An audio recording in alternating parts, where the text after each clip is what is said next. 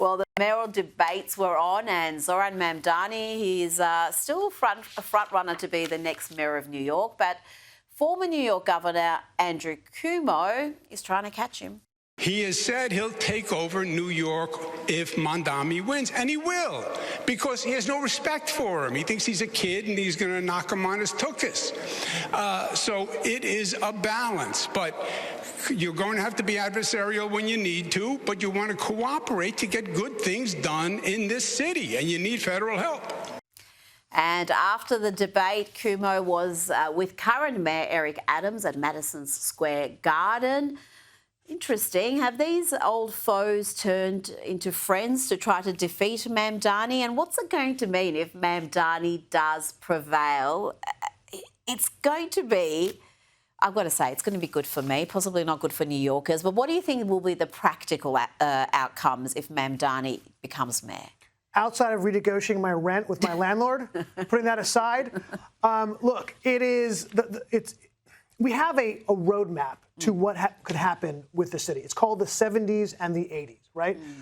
It does take a long time to get to that dystopian area, but it's certainly possible, and we're on that road without question.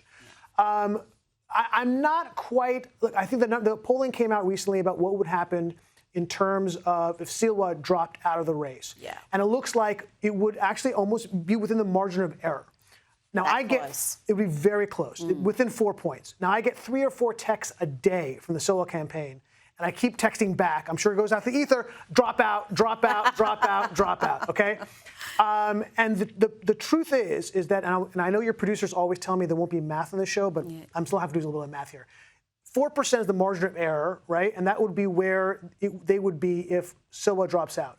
80% of the 9% who are undecided, so about 10% undecided, shocking that anybody is, are over 50, and 80% of people over 50 are going to break toward Cuomo. So if you do the numbers, it'll give Cuomo another 6%, which would give him the race. So I'm telling you now, I'm predicting it right here. What do you think the participation rate's going to be like with this election?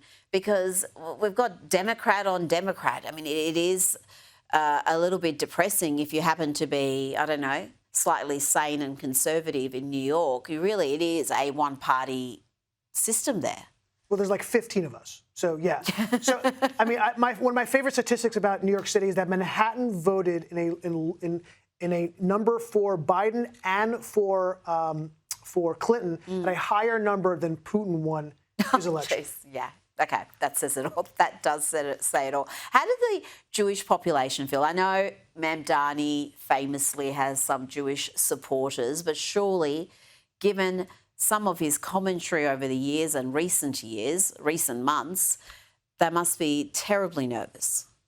Yeah, no, it's not a great time for Jews in New York. I mean, across the globe, obviously in general.